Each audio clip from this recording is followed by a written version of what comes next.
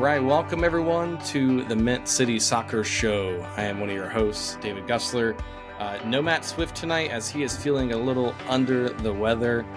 No Corey Ensko as he has another birthday he's celebrating. Not his, but I'm pretty sure it's his wife's birthday, I believe. So very important. Can't do a podcast over that. I don't blame you. But we've got a good fill-in here. Occasional soccer and coffee guest. But friend of the show, Donny, a.k.a. Fatbird. So, Donny, welcome to the Mint City Soccer Show, man. How's it going?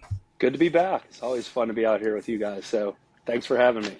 Yeah, man. Well, glad for you to fill in and also join us. I know you were supposed to be a secret contestant to that secret show that we had a little while ago, but, traveling for work. But don't worry, don't fret. We will have another one of those sometime in the future, and I'm sure you'll come for the trophy at that point. I might throw some golf questions in there to give you a slight edge. It's the only way I'd have a chance. I listened to that episode and was like, my God, I'm very happy I wasn't a part of this because Vaughn was on fire and I had no answer. Got to give me golf questions. Vaughn's just, I'm sure Vaughn, when I told him it's a game show, he probably studied some quick facts and Googled some things before joining the show. But nevertheless, we're here this week. It's funny. We had this last show and we titled it as Leagues Cup Meh, just because it wasn't a great time in Leagues Cup for us. We had some injuries, we had some not so stellar performances, and we really just exited the tournament pretty quickly. But the good news is Charlotte continues to be unbeaten in MLS play. I think the past 5 or 6, no, actually 6 games now. When I say unbeaten, that includes a draw to Orlando. But if you look at our recent run of form, we're looking pretty good, Donny. And we're going to talk a bit about that, and we're going to talk a little bit about the most recent game against FC Cincinnati, aka Porkopolis, aka Skyline Chili City, whatever you want to call them. Donny, we walked away with 3 points on the road. And I remember the last episode, I think me, Corey, and Swift were talking, and I was like, oof, we got 9 games left, and we need basically 12 points somehow to kind of stay relevant in that number 4 race. And I did not expect to get 3 points on the road against FC Cincinnati, but here we are, man. So first, how are you feeling right now with Charlotte's run of form, especially kind of coming back and answering with 3 points after a quick exit in Leagues Cup? Yeah, and I think probably about, 70 minutes or so into that game, we were hoping for maybe 1 point. And then you have the Anunga red card, and things kind of changed from that point. But I think I was pretty excited to, anytime you can get points on the road is big. To get 3 points from a team who, the announcers kept saying throughout that broadcast, hey, if they win, they could ascend the top of the Eastern Conference. And, for us to come in there, take 3 points, take it however we get it. I know Dean in the post-game press conference wasn't as excited about how we won, but you go back to the beginning of the season, we won a lot of games where it didn't seem like we were the better team at that point, but we got the win. And I feel like that's kind of what we did Saturday night or Sunday night. Yeah, it was weird that it was on a Sunday night, by the way. I had to think about that. I was like, Sunday night. I was very bummed out staying up late watching that game and going, I got to wake up tomorrow morning for work. So I'm glad we don't have many Sunday games anymore. That was a lot of something we happened in year one, but it is what it is. So looking at this game, we had to tackle this with a little bit of flexibility, right? After Leagues Cup, we had an injury with Pep Biel. Pep Biel was there's never been an official diagnosis or official confirmation of everything that's been done. I think the team and Dean wants to be a little coy with that anyways, but rumor is, and what they kind of share was being where 4 to 6 weeks potentially with him being out, right? So Charlotte, that's a huge blow to them heading into this game and really of this next stretch and run of form of games. You take out somebody that's had 20 goal contributions so far in a season. That's a huge impact, right? And kind of had a starting 11 here that I guess some people were, even myself was interested in seeing at one point this season, maybe not so much at the cost of Pep Biel being hurt, but you had, Toklamati up top, and you had Wilfred Zaha start at the cam position, filling in for Pep Biel. Kerwin Vargas, who had been hot before leading into Leagues Cup and had some recent form in Leagues Cup, started opposite of Lila Bada. You had Jabril Gianni start in midfield, with Brant Bronico starting at the midfield due to a suspended Ashley Westwood due to yellow card accumulation. And then you saw a back line defense of Bill Tuoluma at right back, Adil Simalanda and Tim Ream at center back. And then a good friend that everyone should be very excited to see back in our lineup, Nathan Byrne, starting out at left back. So some familiar faces, some, I don't want to say unfamiliar faces, but some faces that are glad to be back in this lineup.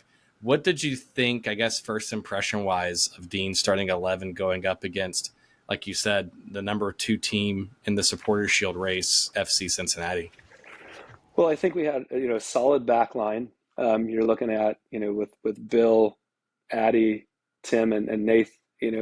Strong, experienced back line.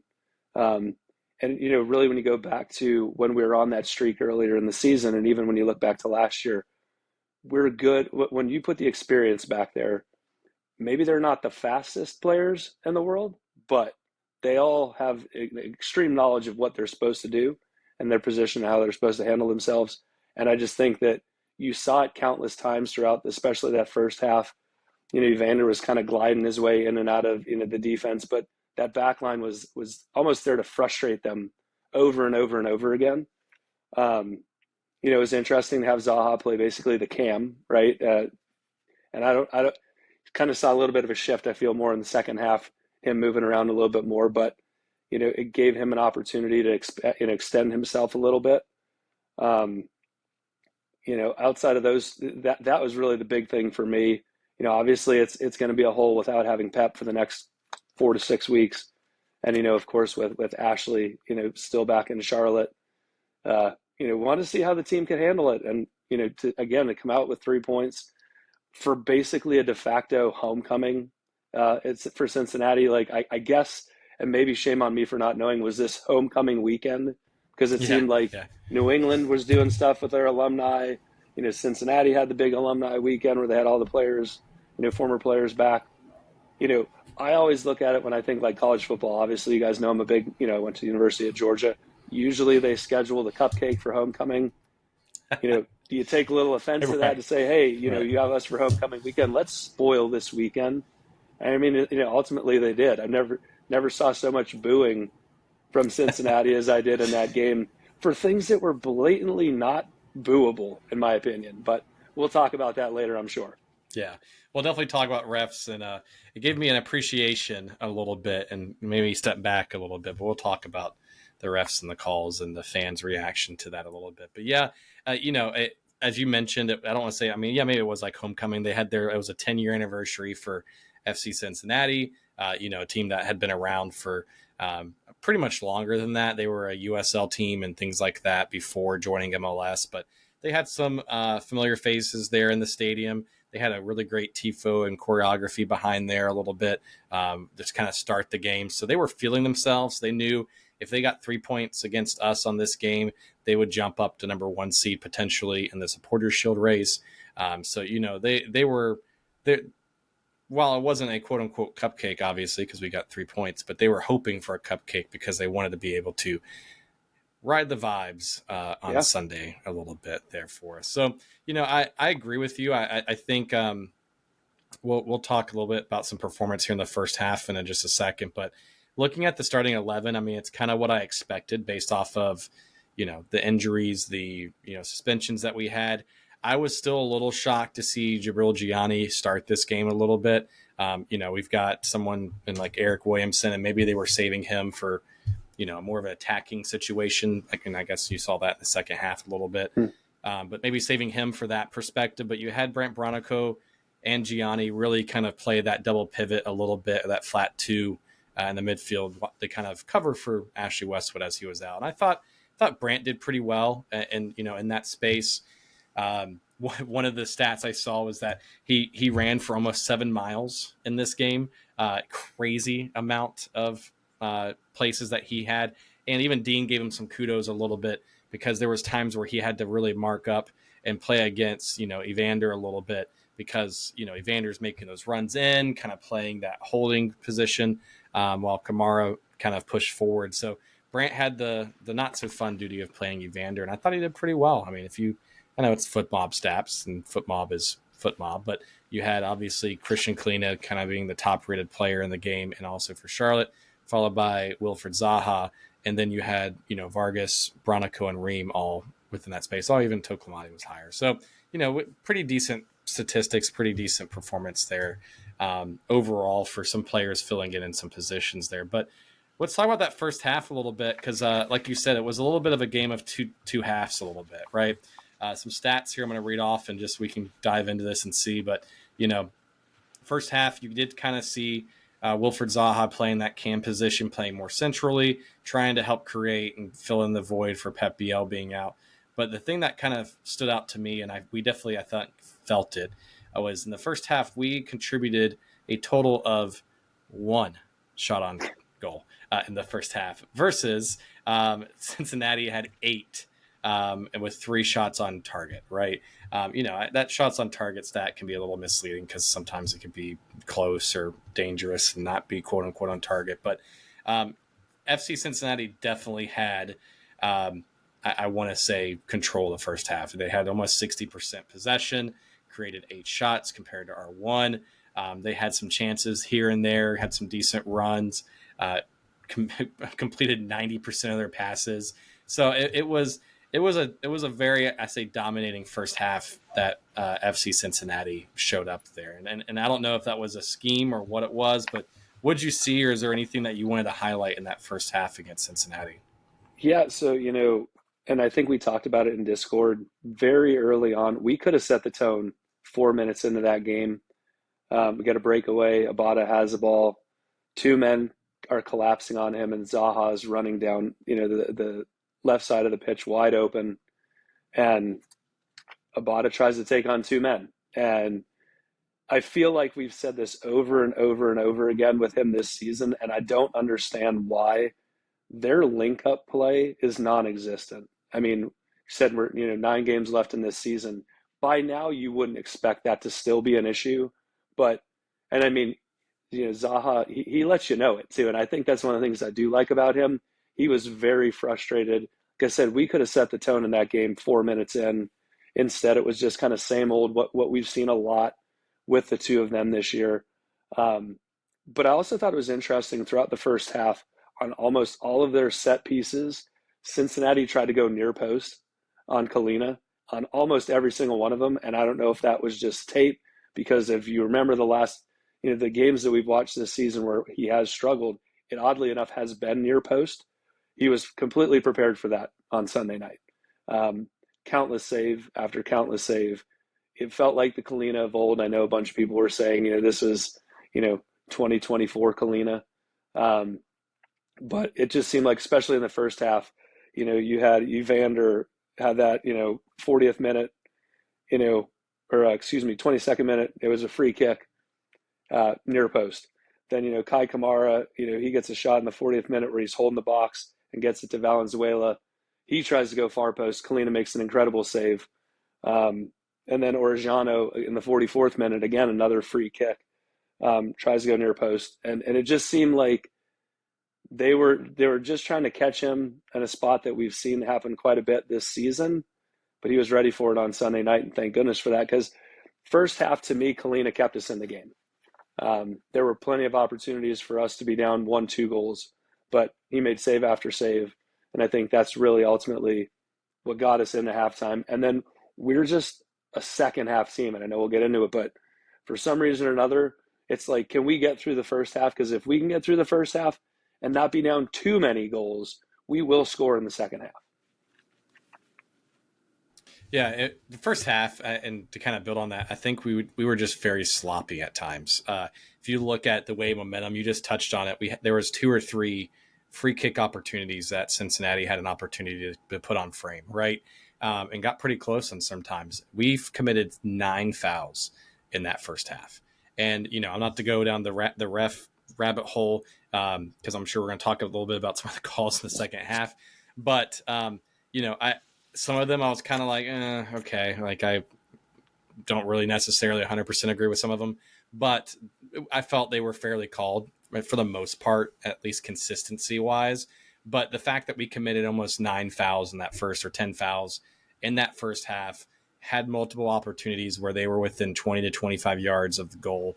Um, that sloppy passes. If you looked at the way that we played, and I know I mentioned like Cincinnati really had, 90% accurate passes, had 229 passes, 100 in their own half, 130 in the opposition half. We were nearly, uh, almost half, a little bit more than half of what that was, right? But the thing that stood out to me was accurate long balls, and I know this was kind of like the Pep Biel experiment of trying Wilfred Zaha at the 9, or not the 9, the 11 there a little bit, but or at the cam position. And I'm going to say this as not criticizing Wilfred Zaha, because I know he's very creative, he sees great vision, he has great passes, everything like that. But when you have a team in Cincinnati where you have essentially like three center backs, right? They're able to kind of collapse, be more central. It seemed like the strategy quickly shifted to, let's kick the shit out of the ball as far as we can and hope somebody makes a run on it, either Abada, Tokomati, Vargas, somebody. Because if you look at, we had only 44% accurate long balls out of 11. So, like, we tried to have a long ball or a long pass in that first half nearly 22 times, 23 times in one half, right? Well, Go ahead. I think part of the thing that, when you said that, I think back, and it's not just this past game. I feel like we've seen it a lot this season. We get stuck whenever they run a high press against us. There's the quick pass away from the whoever has the ball, and then someone just tries to launch it forward. There's no strategy, to your point. It's just kick it as far as you can, and 90% of the time it goes directly to the other team, and they just bring it right back up. And it gets me thinking. Just I grew up playing basketball. The whole purpose of a press is A, to get a turnover, but B, it's just to get the other team off rhythm. And I don't know what it is about our team, but it seems to do it to us all the time. You watch a team like Cincinnati, how do you break a press? You accurately pass through the press. And for us, we get two guys converge on us, we'll drop it back to one of our center backs, and then they'll just punt it as far as they can directly to the other team. And so the press is working in that sense that, yeah, maybe they don't get a steal close to their own goal, but they're getting the ball back, and so basically, I'm surprised we haven't seen a change to that. I know they have to practice that, but passing through the press, that's where you see a 90% accuracy. Plus, I think we kind of sat back a little bit and let them pass, and so you get the accuracy from that as well. But yeah, I mean the kick and pray, like it's not the greatest strategy against the press, and it's hurt us multiple times, and it's not just this season, and it's not just this coaching regime, right? We've seen that since all the way back, when we were at the Red Bulls game and the play-in game 2 years ago, right? High press, we just don't know what to do against the press, and so I think that probably leads into it a little bit, but eventually we're going to figure that out. But I mean, the first half, you're right. It was sloppy. It was kick it as far as we can. Let's see what happens. And they just kept taking the ball. Yeah. And really, I think what our XG was like 0.4. It was something crazy. I'm pulling it up right now. Our expected goal was, at least on FootMob, was a 0.02 in the first half. So I'm pretty sure. I think MLS gave us a little bit of a higher rating. I think during halftime they said like 0.04, like you were saying, but not super great. But that was one thing that stood out to me. In that, I mean, ironically, right before the end of the half happened was when we actually had a decent link up play where you had Abada kind of cross the ball, and you had some opportunities running across the box, and then Brandt finally got a shot, the 45th minute plus 5 minutes of stoppage time to really kind of get us at least on the stat sheet a little bit, right? Because it was some rough showing a little bit there from a passing and creation perspective. Well, we got lucky too, because Orellano gets, he has the hamstring in like the 44th minute. I think there was 2 minutes of stoppage time. He comes off the pitch. and they played a man down, which I guess is a little foreshadowing to what Right. we saw in the second half. But, you know, he was playing very well. And he's got that speed on the side there. And he goes down with a hamstring. And I don't know that, I think they questioned taking him out, but they said, you know what, let's just play a man down for 2 minutes, see if he can go in the second half. But again, 9 games left, you're in second place in the Eastern Conference. You're not going to rush a guy back in for no reason. Obviously, you saw the substitution in the second half. So, you know, a little bit of a fortune there. Obviously, we took a hamstring in the second half as well, which we'll talk about. But yeah, I feel like at least we saw something towards the tail end of that first half that built up some momentum. And again, we come out at halftime. We're a second half team, so if you can keep it close, there's always a chance with this team. Which I got to tell you, it's a refreshing feeling because I feel like there were years when we were like, oh my gosh, like just hold on for dear life in this, to start a half, to start a game. We just seem like we've made a bit of a switch there, so it's exciting.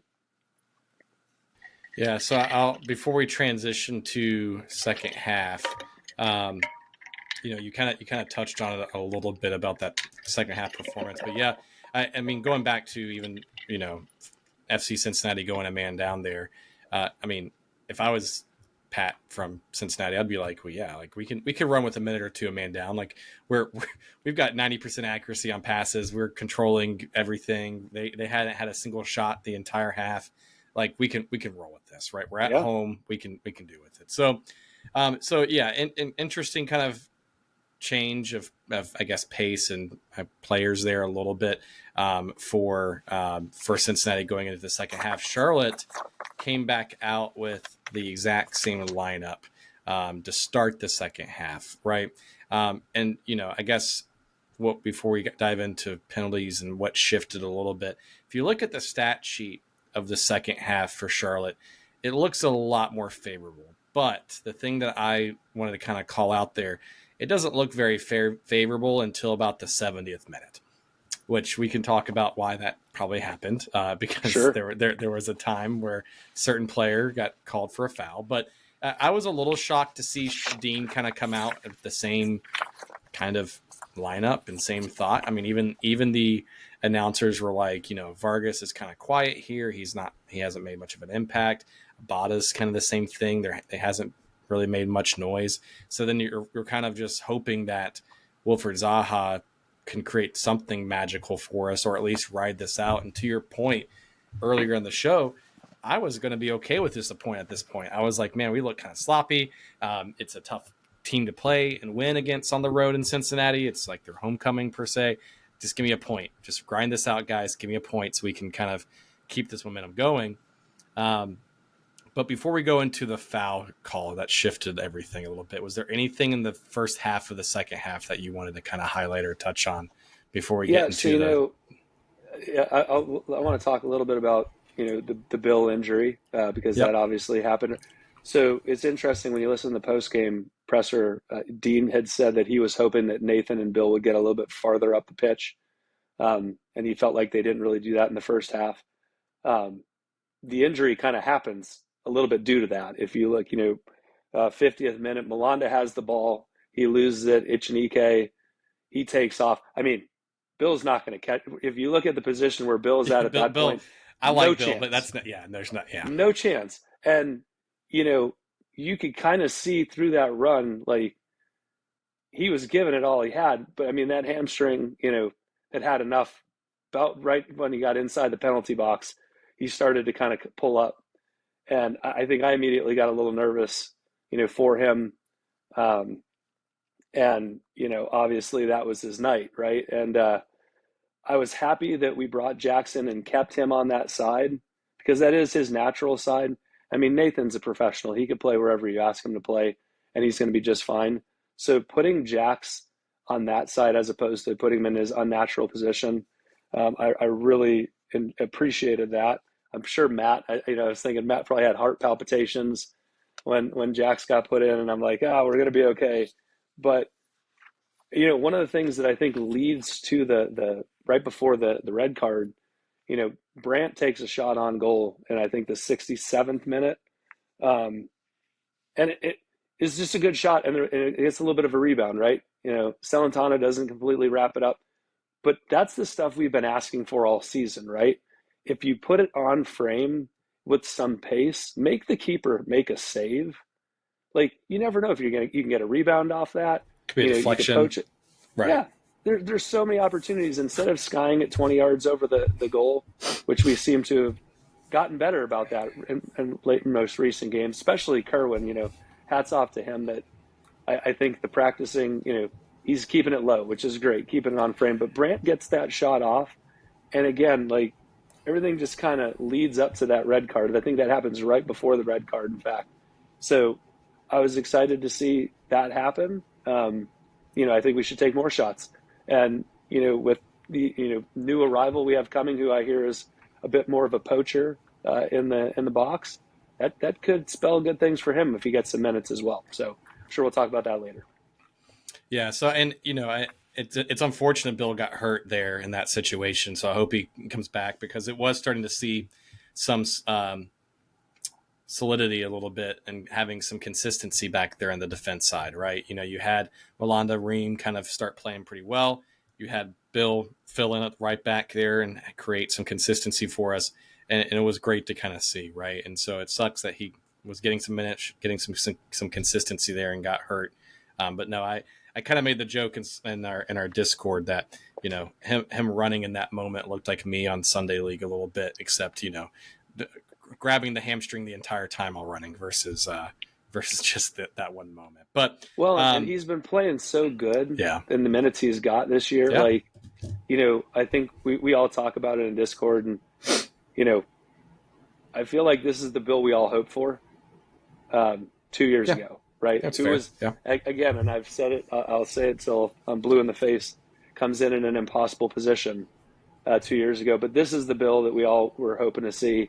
And, again, hopefully, I think he had MRI today. Today's Tuesday, right? So I think he had the MRI today. But, hopefully nothing serious, and he's back out there, at least giving us some minutes here as we finish up the season, getting into the playoffs.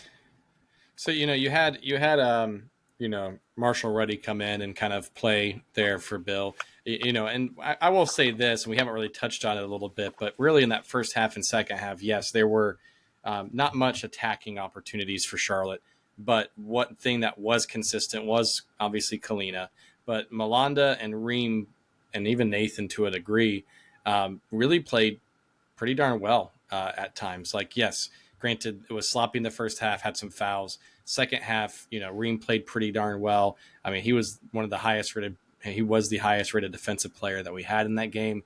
That stood out to me, that it seems like the defense is getting their mojo back a little bit. And I think even Kahlina said that, like, that this was how we looked last year when we were at our peak, right? It's like defensively sound.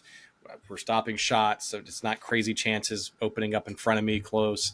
It was a much better showing, even up to that point. I know Malanda had that miss hit, and it caused I won't call it breakaway, but, a one-on-one that kind of caused Bill to get hurt trying to force himself there. But either way, they showed up pretty well. But post Gold Cup, Tim has been. I mean, and I really think the Gold Cup was just like almost the catalyst for him when he came back from that. I mean, Tim's been fantastic the last couple of games, and I thought he played a tremendous game Sunday night. Definitely, sure. Your scarf in the background. I'm sure you're happy to see that.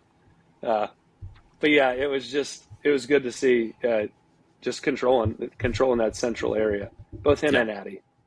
Yep, absolutely. So let's talk a little bit about the moment that kind of shifted the game, because I want to kind of share my thoughts on it, because it gave me appreciation a little bit for referees to a certain degree. So at I'm trying to think what the exact minute was here, but I'm trying to pull this up. 70th minute, there was Anunga had a situation there with Wilfred Zaha right at the top of the box of Cincinnati, where Wilf lost possession of the ball, and Anunga got the ball, kind of took one or two touches forward, didn't have the greatest touch, kind of got ahead of him a little bit, and Jabril Gianni was there to kind of intercept and was able to get his long legs, out there very quickly and kind of poked the ball away, right? And then Anunga had his foot in the air, kind of collapsed downward onto Gianni's leg, studs on the leg. So it wasn't like it was just a kick, but it was studs forcing down on top of the knee. And a foul was called. And so a lot of hoopla, especially from Cincinnati fans online, were upset because, it was initially called a yellow. It was called, just a dangerous play per se. But then VAR kicked in, had the referee go back to the VAR screen, watch it, and then declared it I'm trying to get the exact term here, but basically like an offensive foul by Anunga, where it was a dangerous foul that warranted a red instead of just a yellow, which caused obviously Cincinnati to go a man down from a midfielder position. But the interesting thing, part of this, which confused some people, was after the red card was initiated, Cincinnati got the ball back. So it wasn't like we started with the free kick there, 30, 40 yards out. Cincinnati got the ball back. So I want to kind of just read off and kind of talk through this a little bit with you, Donnie, because I think there is some confusion a little bit on what happened, what potentially happened, et cetera. So I'm filibustering a little bit because I'm trying to pull up Well, if you Twitter. pull it up, I'll give you what I think happened, because I know we were watching, and obviously we've got some referees in the Discord as well.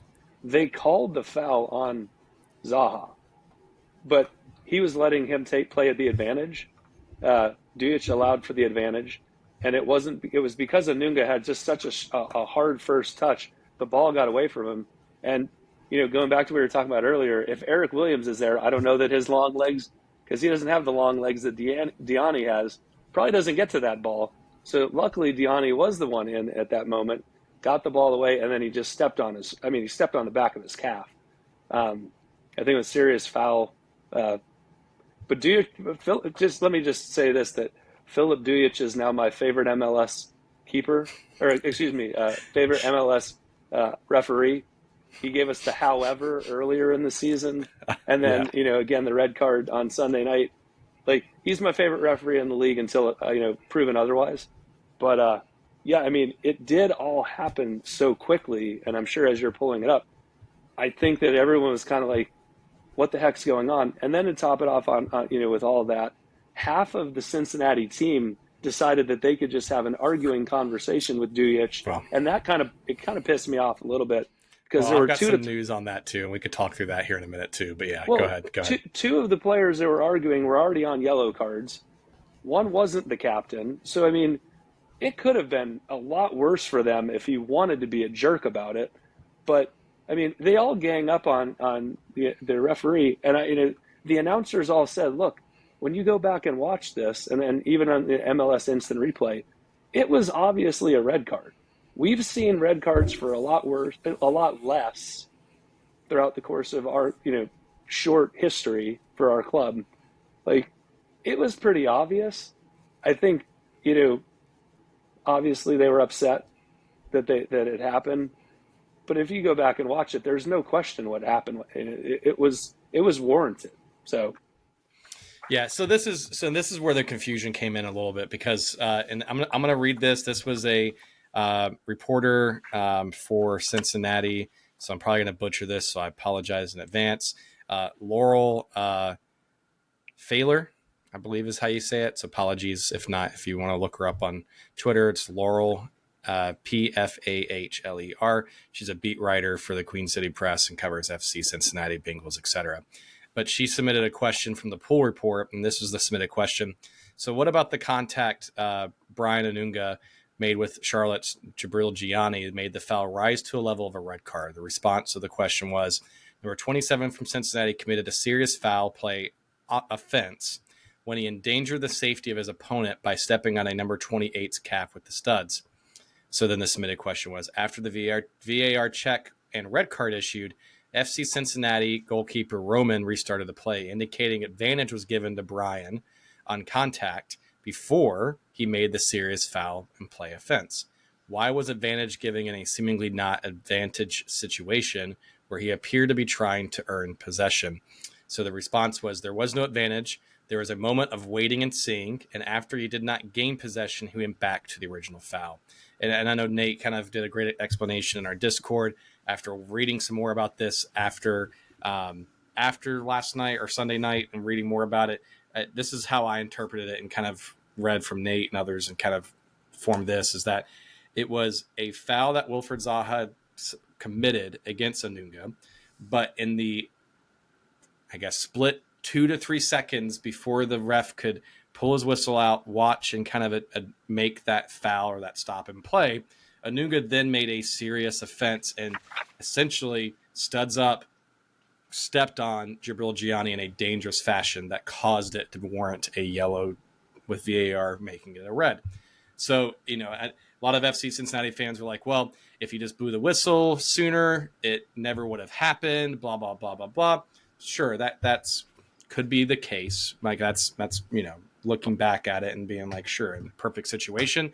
But you also have to, if you're a ref, sometimes wait just a second to see what's going to happen. You have to see if advantage is going to happen. You have to see exactly what is happening. You're taught that at times. We see it all the time with the sideline referees where it's a potential offside call and they're going to wait, which feels like an eternity sometimes, where they're waiting a good 30 seconds later to finally raise the flag because they want to see what happens, let the play go on and see and help make that call together, right? So I'm not too upset about what happened. Even Pat from the head coach of FC Cincinnati had even said, like, yeah, that warranted. I get it. He's upset about the time, how long it took for the stoppage of play to happen, but he understood, like, it was a dangerous play and it warranted a red. He's not upset about that, right? But what made me kind of pause, and I'm sure Jeremy, Nate, any referees listening to this game, was it was crazy to me to see the Cincinnati fans' reaction to this. Like, it was, and because it then immediately it just snowballed for the next 20 minutes there, where every foul that the ref was calling was, oh my God, this is the worst thing ever. Like, Evander at one point got fouled, or quote unquote fouled, but clearly didn't get fouled. It kept play going on, and the Cincinnati's fans are just erupting inside the stadium. No matter what the ref could call at that point, it was going to be the wrong call. And it just made me pause and go, okay, so maybe I need to take my homerism off a little bit from time to time and realize these guys probably do make the right call. It may not be the fun call, but it's the right call sometimes. But on that note, you were talking about the dissent, right? So, players huddling, basically coming up to the referee, making, talking to him, having a conference. I remember we even talked about it in the Discord. So it came out today that FC Cincinnati, I want to say 3 or 4 players. Yep, here we go. Disciplinary committee has found FC Cincinnati in violation of the mass confrontation policy in the 70th minute of the club's match against Charlotte FC. Cincinnati violated the policy for the first time this season. Pat for FC Cincinnati received an official warning, but due to their roles in this mass confrontation, Miles Robinson, Matt Miazga, Lucas Engel, and DeAndre Yedlin, and midfielder Evander and forward Valenzuela all will be fined. So think about that. It's 1, 2, 3, 4, 5, 6 players all confronted the ref and wouldn't leave him alone and were pestering him. And so I was like, I made that comment in Discord. I'm like, Brant and Westwood got fined for this a year or two ago. I wonder what's going on, why there's another yellow or another foul being called here. But obviously, disciplinary committee reviewed that and go, yeah, we probably should have handled this a little bit better, and FC Cincinnati should have handled the situation better. So, it spiraled out of control for FC Cincinnati at that point. I know I've talked for a good few minutes here, but that was a key changing point of that game, because immediately after that, Charlotte started playing with confidence. They started playing with better passes. They smelt blood in the water and started to have more chances. And going back to, like I said, if you look at that second half stats, we had 7 shots total in the second half alone, but 1, 2, 3, 4, 5 of those 7 shots all came within the 70th to 85th minute. So definitely had a lot more opportunities there within the second half, and it was a huge shift, right? Well, and I think so. I want to just say this for Corey because he's not here tonight. The one thing I did not hear when all of that was going on was a "ref you suck" chant. So maybe it really is a Charlotte thing. I mean, I don't know. It was like, because they were fired up for the last 20 minutes of that game, but I never heard that. So Yeah. shout out to you, Corey. Hope you're having a nice birthday dinner with the missus. But yeah, that didn't happen. But boy, all of a sudden, and we were all talking about it, we were all excited to get 1 point. And then all of a sudden, we're like, we could maybe steal 3. Yep. Like, Yep. even if we're feeling that on the computer at home, the guys on the pitch are feeling it. And, it was funny, 72nd minute, Abada actually finds Zaha, and he makes an unbelievable touch. He gets it on his, one-time touch to his left foot and takes a shot on goal. And I'm like, Yep. first of all, we don't hear a lot of Abada to Zaha passes. So when that happened, I'm like, okay, things are definitely changing. There's no reason why we can't go steal, 3 points. And, obviously we got, in that 88th minute, we were able to do it. But yeah, it was like the switch flipped as soon as that red card. And we were playing with house money, right? Like, Yeah. why not? At this point, we're going for it. Let's get the 3 points. And, can't say enough. It goes back to, I think Vargas has looked really good the last couple weeks. Makes a great cross, gets headed by Yedlin, I think, initially, and then Toklamati, cleans up that second header. And I mean, what a touch from Zaha to go near post of all places to get that goal to go up 1-0 and ultimately be the game winner. But yeah, I just think that we smelled blood in the water at that point. It was like, let's go get 3 points. Forget about 1 point. Let's get 3. So yeah. I mean, and it's funny too. I think the other thing that shifted a little bit because 70th minute, FC Cincinnati obviously goes a man down. 2 or 3 minutes later, they sub on some more midfield help to try to soar up and try to shift some things going on. You also then had Charlotte at the 73rd minute sub on Eric Williamson, and basically, Lilo Bada got subbed out, but then Wilf went back out to his winger position, more natural position. Eric Williamson goes into a more natural position, and it felt like Zaha played a little bit more natural there a little bit, had more opportunity to have one-on-one. You mentioned it earlier. He had a nice one touch from Abada, almost had a good shot on frame there, with his left foot one touch. But, that I think shifted as well. And lo and behold, after the 73rd minute, like I said, we had 5-6 shots all after that time frame. Eric Williamson got one. Adilson Malanda got one. Wilfred Zaha obviously got 2. One was a goal, actually, Malanda got 2. I didn't realize that. But, yeah, I mean, so we were playing with house money, and we definitely felt it there. One of the things that, and again, maybe I'm spending too much time on Twitter or Facebook and all that stuff like that, but one of the things, there's 2 things I want to highlight, but one of them was, FC Cincinnati fans were all saying, oh, it's because the ref awarded you guys the game, blah, blah, blah, blah, blah. I will acknowledge, obviously, that red card shifted the way to play. I mean, obviously, no matter what, you're playing a man down, that's going to happen. But the thing that I think FC Cincinnati fans should be more upset about was that if you're looking at your performance overall, you had 17 shots throughout the entire game, 9 in the second half alone, 8 in the first half. You had, 2 big chances officially on the stat sheet. You should be more upset that your team couldn't finish in this game. You had, I don't want to make fun of Kai Kamara because, that's a very, prestigious player that's played in MLS for a very long time, has proved his worth with an MLS. But when you're starting a 40-year-old striker up top and, he has, only 1 shot to his name in a game that had 17 shots, he's not making an impact for you, right? You have a huge name player in, Dinke that could have came on earlier and tried to make some noise for FC Cincinnati, from that point of view as well. So, did the red card influence it? Yes. But was it the reason? I don't think it was the exact reason. I think there was a shift in momentum for Charlotte from that point of view. Well, and the last thing I'll say on the red card, because, yes, it was the momentum shifter for us. If Anunga keeps the ball within, a foot of himself, and he blows by Donny, and then Dujic blows the whistle, the Cincinnati fans would have lost their minds. Correct. Oh, you didn't let him play the advantage. Correct, so yeah.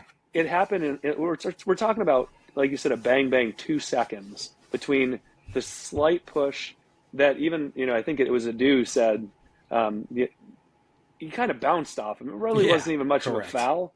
Yeah. So you bounce off him, and all Dujic was trying to do is see what happens, because, like I said, if he goes and takes that one and Donny doesn't make that slide tackle, he's going up the pitch. He's got a breakaway. He's got So transition. for the fans to try to say that, it's ridiculous. Like, you lost. It happens. It's okay. You're still second in the supporter shield. Like, you'll be fine. You'll be fine. Like, we did all that. We didn't even move, and we're still 7th place. So it's like, whatever. It is what it is. But right. Shout out to Eric Williamson. I thought he came in and played pretty well. I don't understand how he got a yellow card. I mean, I feel like he was in for like 5 seconds, and all of a sudden, hey, Eric's got a yellow. I'm like, what did he do? It didn't I think even he was surprised. He was standing there at a corner, just looking back, like, what? Like, why are you giving me a yellow? Yeah. So, but I mean, everything kind of flowed the way it needed to. So like I said, good 3 points. I think it just inches us that much closer to was it Inter Miami? I think it's right in front of us right now, which is crazy. They are, but obviously they've got some games in hand because of CONCACAF and Leagues Cup and Open Cup and all this stuff. So all the other stuff that they're involved in. They've only played 23 games to our 26. So while we're only 1 point away, they could potentially jump up really quickly if they win some games. But the other thing I just want to call out, and it was funny. Maybe I should stay off Facebook during games, but the rapid reactions of fans during these games, like I want to give kudos to Wilfred Zaha. I know I put out like a little meme or a video earlier in the week, but 9 goal contributions, and some of those are quote unquote MLS assists, hockey assists. I think 2 or 3 of them are quote unquote assist of the assist or creation of that, right? But 9 goal contributions in 9 games, right? That's a huge impact for a player. He seems like he's stepped up since, beginning of the season, gotten back in form, starting to make an impact, makes chances consistently every game now, has an opportunity every game now. This is the Wilfred Zaha we expected, but it's funny to see, even during the game, people were like, this guy's garbage. This guy just bitches and complains so much, and people posting online for that. And I'm like, guys, even if we didn't score this game and we had 1 point from this game, you're complaining about a guy that would have had 8 goal contributions in 9 games. Still pretty damn good. It's not Pep Biel 20 goal contributions, but it's still a pretty good player, right? But the difference is Pep has had a full off season with the team. He's been playing. He played last season. Like, you got to give Wilf some grace. The guy comes in. He first of all, he gets here. He has to go right back, to England. I hadn't played in 2 years. Then he had to go back to England, birth of a child, then come back over. Like, that's why, and I think we've talked about this on the side. Like, I really hope to see the jump next season with him, because I know we have him till June. I want to see what happens there, because I think you get a whole off season with him. Like, look, the antics. Like, listen, I'm a fan of that guy. Like, when he's like, oh, do you want me to be a bot or do you want me to be me? Like, no, right. Be you, man. You be you, Wilf. Do your thing and just keep doing what you're doing. Don't worry about all these other people. I don't think he does, which is great. I think it basically what it is for him. But, I'm excited to see when we get a full off season, what he looks like, come February next year. But, I mean, he's coming into form now, which, again, if you're asking for, perfect scenario, start gelling with the team and start doing what you're doing at the end of the season. No need to peak in the first third of the season. So now's the time to do it, right? And he draws attention away from everyone else. Like, with the antics, like, it really draws all the attention on him, which I think he's trying to do that, and that's a good thing, right? Because it allows the other team to be, the rest of the teammates to be free and do what they got to do. And I'm just excited to see these next 8 games, to see where we can get some serious points here. Can we get up to 4th? It's possible. It's going to be hard, but it's possible. Get on a run now and get that confidence up going into the playoffs. We've now shown we can win on the road against a top-tier team, and I think that's what they needed to see. I think, finicky, we talk about superstition and whatnot, but I feel like there's almost that superstition. We're struggling to win on the road. But we just did it against a team who was trying to go to the top of the table. So it's all you need, a little confidence with the boys. These are professionals. They'll take that and run with it. Absolutely, man. Well, the last thing I'll say on this game, the only other thing that stood out to me was Christian Kahlina. I know we mentioned it earlier. Had a phenomenal game. Had some great stops, great shots. Communicated well. Had some good opportunities there. He was the man of the match. He, you know, had the highest rated player here from a statistics perspective. So big kudos to Christian Kahlina. I know he's been hot and cold this year a little bit, but this was a game that I felt like he felt like himself again, which is good. 2024 vibes, right? It was classic Cali, clean sheet. Absolutely, man. So let's anything else on the game before I transition to some transfer window stuff, No, shenanigans, conversations? Cool. all good. So let's we'll transition to this real quick. We'll talk through because it's becoming I mean it is transfer window season. But Charlotte has obviously we talked about him last week, but we had a new left back get signed in Harry. And so he'll be I think he's still working on visa, training with the team, getting in match fitness. I know Swift kind of shared last time that definitely not going to be there for Cincinnati. Salt Lake probably not. It'd be great if he would be, but probably not, especially now with the injury to Bill. But we'll see what that looks like if he can get his visa and be there. He was interviewed this past week, so maybe he's officially working, so he may have his visa now. But we'll see what he looks like from a game shape and minutes perspective. But other things that are happening, there's been a few folks linked to Charlotte. The first one I will pull up here again as I filibuster just for a second because I had it pulled up here from Tom Bogert. But one was there's been a lot of clamoring for Charlotte around a number 9, right? And we sold Pat this past year. And here we go. I found it here. So we sold Pat this past week or two, maybe 3 weeks ago now. But Tom Bogert put this out on August 8th. So 4 days ago, if when you're listening to this, probably 5 days ago. Who knows? It may be announced tomorrow, maybe announced Thursday, maybe announced Friday. Who knows anymore? But he says sources: Charlotte FC are nearing a deal to sign Australian youth international forward Archie Goodwin from Adelaide United. I may have butchered that, but we'll see. Newcastle Herald first reported this. Fee is around $2 million. Goodwin is 20 years old, already has 20 goals in 2,651 minutes. So it's definitely not someone that if you probably asked them 6 months ago if they knew who Archie Goodwin was from the A-League in Australia, I bet you 95% of people in the United States would be like, who the hell's that, right? But when you're looking at his statistics here, like Tom Bogert said, is already 20 years old, has 20 goals. If you look at his statistics this year already, his team, he had played in 26 matches, started 19 games, 1,500 minutes, and he had 13 goals from 2024 to 2025. Like that's pretty darn good, right? At the age of 19, age of 18, he had one start and 20 matches played, 2 goals, 1 assist.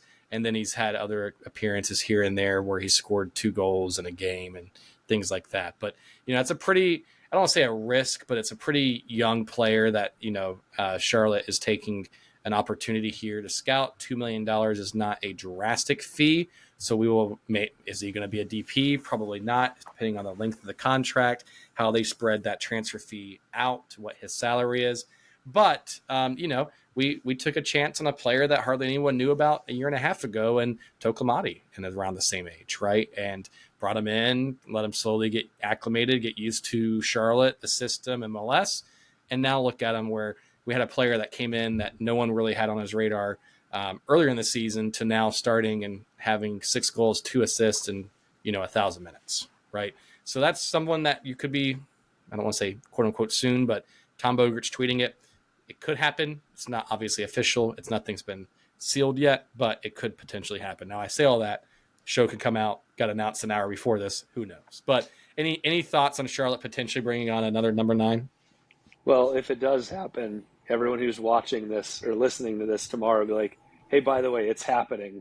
Oh, we're just we're wizards, you and I. You didn't know that, right, but right. no, I mean it's to your point. Like you look up Archie Goodwin's stats, and the first thing that comes up is a basketball player. So like, you have to put Archie Goodwin soccer. One of the things I thought was interesting, though, and kind of some of the research with him is, it sounds like he's a little bit more of a poacher, which I can appreciate that. And we talked about that earlier with just taking shots on frame. Like he's going to be the guy, but he's not going to create, right? But he's gonna be there to poach goals, and there's nothing wrong with that, especially if you've got the team, taking more shots at frame, looking for rebounds, breakaway opportunities. I think he's a little bit different of a player than a Toklamati, so that's also good. So you have a different change of pace if you're going to bring him in for that. But that's who's to say there isn't another number 9 that we're also looking at too that we don't know about. Like, obviously we're going to talk about the news that broke 5 hours ago or 4 hours ago in the next couple minutes. You just Yep. don't know. You just never know. Like Yeah. anything could happen. It's like silly season in the middle of the season, but I every time I turn around on Instagram or X, Fabrizio Romano is posting, oh, this signing's happening, breaking news, and then when you get Tom Bogert saying breaking, it's like, oh boy, Yep. who's it going to be? You never know. I mean, I don't think anyone would have expected us to be signing a goalkeeper, at 5:30 this afternoon, or being in talks with signing a goalkeeper this afternoon. So I, I'm just going to say in Zorn we trust at this point, and in Dean we trust, and see what happens. But yeah, I mean, there could be names that we're not even talking about. Yep. So the only thing I'll add on that is that from just reading some things online and hearing from other players that have watched Archie, he apparently is pretty good with the ball in the air. So a different kind of thought process, different style of play might be a good kind of change of pace. So, but that's a good segue there. You just kind of transitioned to the shocking thing that most people have found out earlier today, and maybe you don't know this yet because you don't follow Tom Bogert on Twitter or a few other things. So. And again, nothing's been official yet in terms of shared by the team or the league. So things can fall apart. Things can, not happen. But this is all according to Tom Bogert. So this will be an interesting thing. But Tom Bogert tweeted out earlier today, Charlotte FC agreed to trade for Inter Miami's Drake Callender per sources. So I'm going to read just this quick snippet here, and we can kind of talk about this to kind of close it out. But he says, Charlotte FC have agreed to a deal to acquire goalkeeper Drake Callender from Inter Miami. Sources tell Give Me Sport. The player was surprised about the destination of the trade and was not consulted in the process, sources add. Other MLS clubs wanted him as well. Charlotte has the reigning MLS goalkeeper of the year, Christian Kahlina, on the roster already. He signed a new contract through 2026 with the club option through 2027.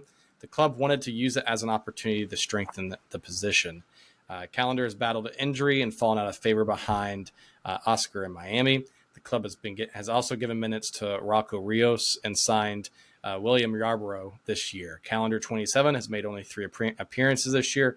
He is a former finalist for MLS Goalkeeper of the Year and has been called up into the U.S. national team squad for numerous camps, but is awaiting his debut. The shot stopper spent his entire pro career with Miami and had been in full-time starter for the last 3 seasons before this year. He is regarded among the better starters in the league. So a lot to say there. So your initial impression, Donnie, when you hear that Charlotte FC traded with Inter Miami for a goalkeeper during this window? Well, I mean, on contract we have 4 currently. It was like, hey, here's the 5th. Like, of all the needs, that wasn't one of them that I was expecting to hear the breaking news and it be linked to Charlotte FC. But I mean, when I first saw it, I'm trying to think it to myself. All right, well, who are we getting rid of in this scenario, right? I think George Marks is pretty much on his way out the door at the end of this season because I know he wants to play, and he's sitting there in the 3rd position behind Kahlina and Bingham. You've got Big C, who obviously wants to get minutes at some point or another as well, but much younger and still raw talent. Bingham doesn't make that much. Like, if you look at the salaries, and I know you've got them pulled up, so you'll be able to share. But from a salary perspective, Bingham's not costing the team that much right now, and he's 37, I think. Don't know how much longer he's looking to play, but I know he's looked fantastic when he's been out there this year for our team. I mean, I feel like really all the games he's played in the 2 seasons he's been here, he's really shown why. He was a former MLS All-Star who also got a few shots with the U.S. men's national team as well. So really to me, which is it sounds weird to say, I'm like, is Kahlina the odd man out? Like the reigning goalkeeper of the year, who, yeah, he's had an up and down season, but you know, he has flashes of brilliance like we saw Sunday night. He did it all last season, but he also carries a salary that is significantly higher than any of the other keepers on the team. And I just don't know that you could carry. I think Callender, I want to say his salary is in the 400,000 range, and you can confirm that for me. But you're not going to carry two, 400 plus thousand dollar goalkeepers on a team. I just don't see that happening. So it was a head scratcher, to be honest. I like I said, when it first came out, I immediately called Matt and said, "What the hell is this?"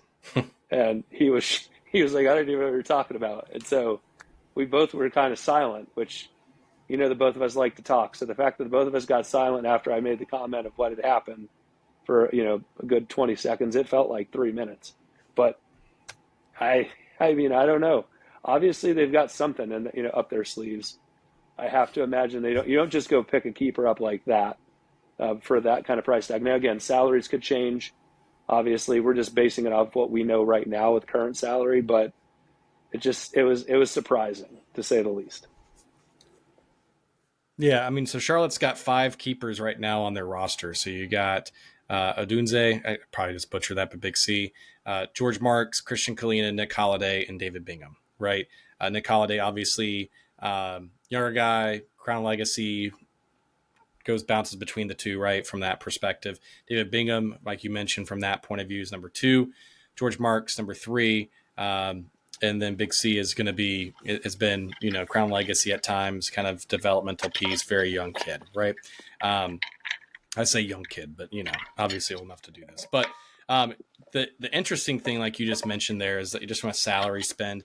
I get it. If there's an opportunity to always upgrade your roster, always bring in better talent, you do it, right? If you can't always just wait for the quote unquote perfect time, because then you do run the risk that it's never going to be the perfect time to bring a player on, right? So if Charlotte rated Drake as someone that they really highly regarded, that they had an offer that they were like, man, this just is too good to pass up. We got a talented player, former goalkeeper of the year or finalist, has played in national team camps in terms of practice and working his way up.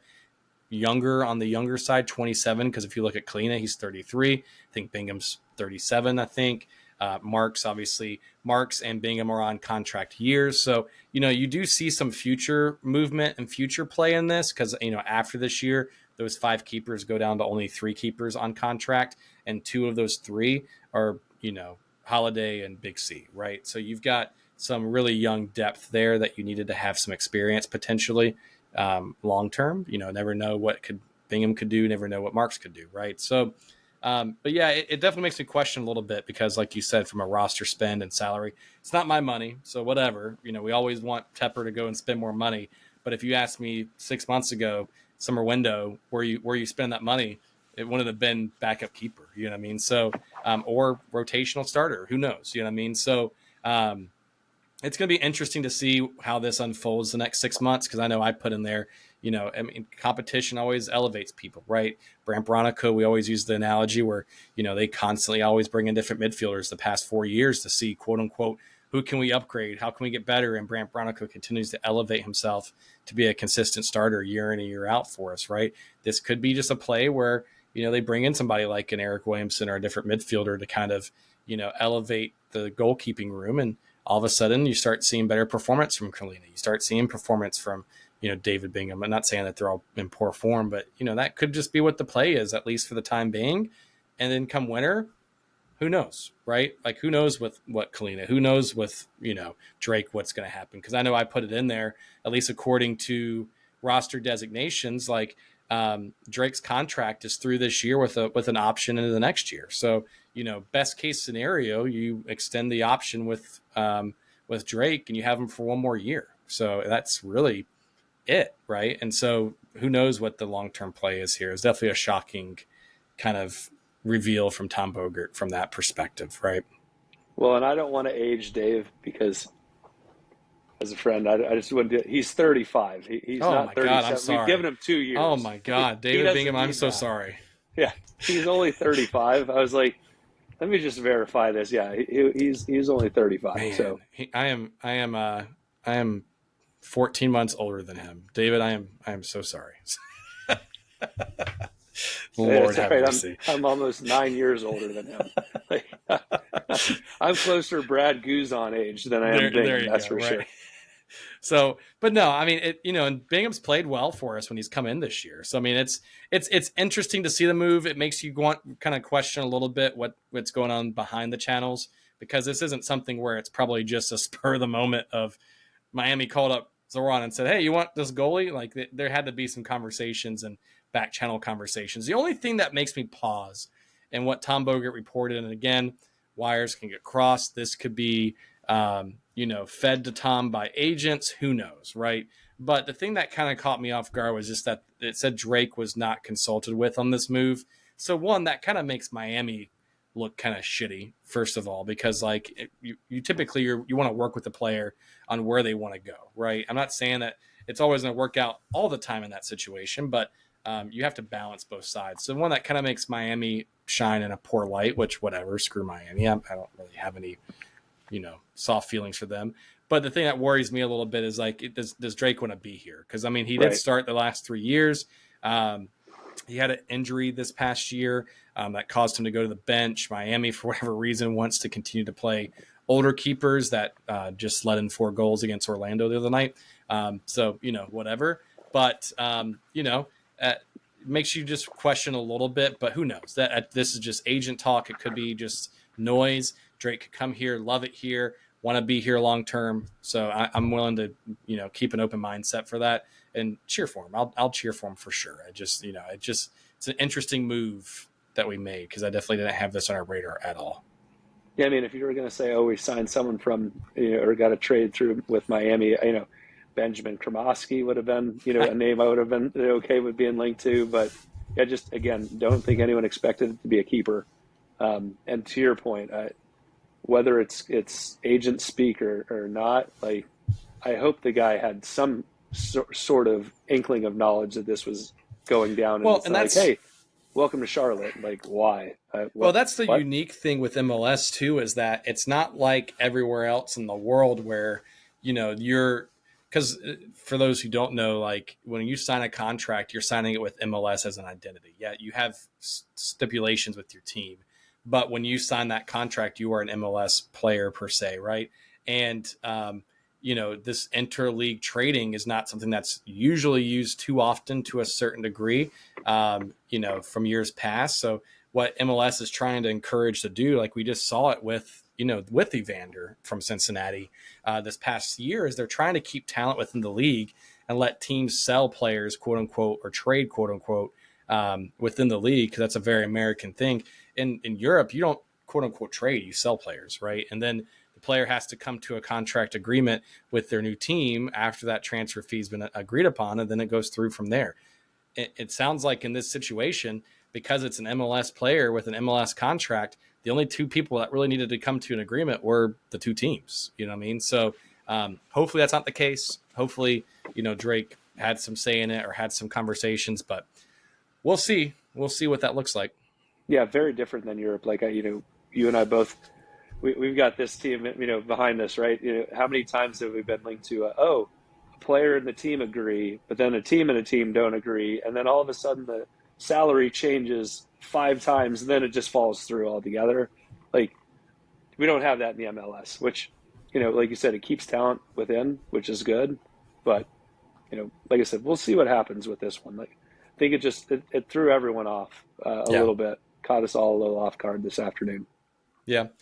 Yeah. I mean, interesting. I mean, just we even had that come up in recently with Adilson Malanda, quote unquote, had a nice agreement set up with PSV, but the teams aren't interested in making the move yet. So, that's what you typically see in Europe and other leagues, is they're negotiating with the player and also the team in conjunction, not necessarily in MLS. It's usually the teams. And now granted, the player, if they get a new contract, new deal, they're doing that, but we'll see. But Donnie, man, I think we've talked a good bit here. So that's kind of the news that's been going on right now for Charlotte. Who knows what could happen 2 or 3 days from now? But anything else you want to kind of plug, or anything else you want to bring up before we transition to the secret show? No, I think it was a lot of fun. I don't have anything to plug. If y'all want to follow me, it's not Fat Bird on anything, by the way. Oh, Maybe I have to change that. I think the only thing maybe I'm Fat Bird on YouTube, but I don't have anything on YouTube, so it doesn't really matter. Um, no, I don't even know, honest to God, what my Instagram is. I think it's like DMs81. I tried to change my name on there. My wife was like, "You're ridiculous. No one knows you as that." So I changed it back.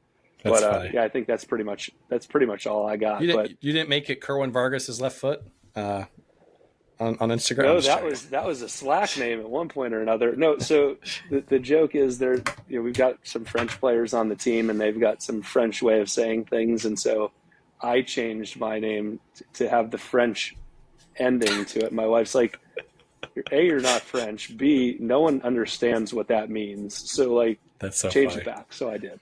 So I listened. Happy wife, That's happy great. life. That's the secret in life, man. So awesome, man. Well, thanks for filling in. Yeah, man. Thanks everyone for listening. Make sure you like, subscribe, share the podcast, and hopefully we get 3 points again this weekend against Salt Lake. But we'll see you later. See y'all.